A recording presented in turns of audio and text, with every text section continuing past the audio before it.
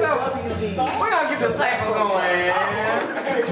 And coming to the microphone, D. Lynn, all the way from Stanford. You know what I'm saying?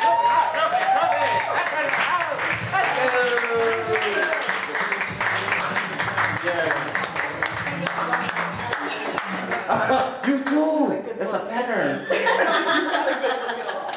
All right. Kind of sick a little bit with the format and stepping outside the box a little bit. This piece I wrote when I was asking God, what the heck is going on in my life? Like, I'm spiritual if y'all don't know. And I was trying to figure out why I went through life the way I did and why my pen was as stupid as it was.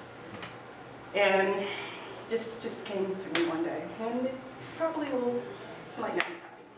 I'm nervous. I don't do this often anymore, so take it off the left. Yes, ma'am. Got you. As God sat on his throne and began to formulate a plan, he needed to do something great in the form of a simple man. He got off the throne and went into his potter's room. He sat at his stool and allowed his thoughts to be consumed.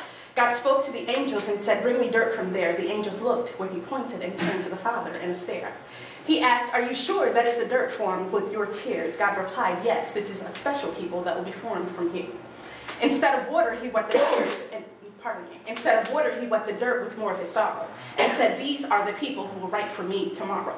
The ones whose sensitivity will bring calm to the masses. These special few will have talent that won't be found in any classes." So he worked for days on end, destroying mold after mold until he felt it was done, and then told the angels, "Behold." His special project, they noticed, only His special project, they noticed, only a very few was created. Their hearts were enlarged, yet their eyes were kind of faded.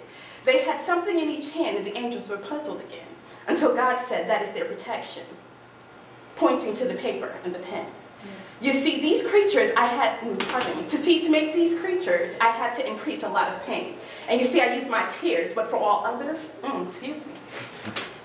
Let me back up a little bit.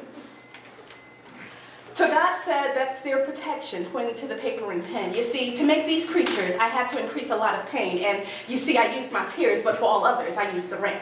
Their eyes are faded because I wanted them to be colorblind so that they can write from, their hearts, for it's so easy to trick the mind. I have come up with the name, but only a few humans will hold it. For they are peculiar people, They are peculiar people, and I call them all my poets.